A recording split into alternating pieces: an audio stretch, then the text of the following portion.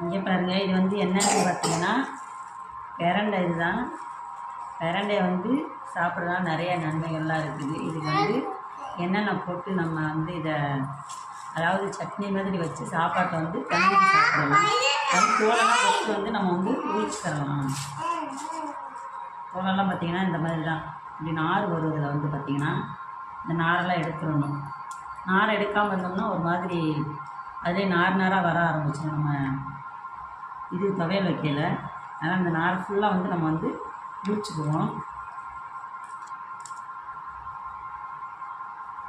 இது சாப்பிட்டா என்னென்ன நன்மைகள் கிடைக்கும்?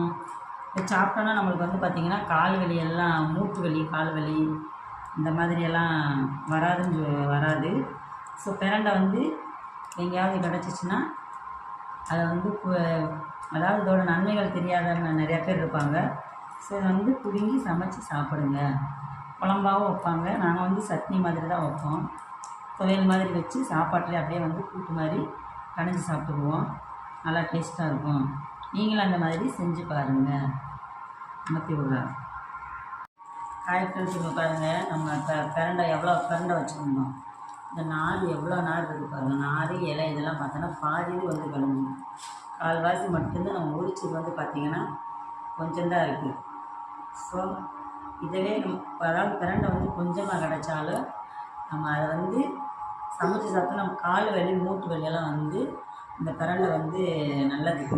ஸோ கிடச்சிச்சின்னா இதை வந்து சமைச்சு இல்லைன்னா துவையல் மாதிரி வச்சு சாப்பிடுங்க.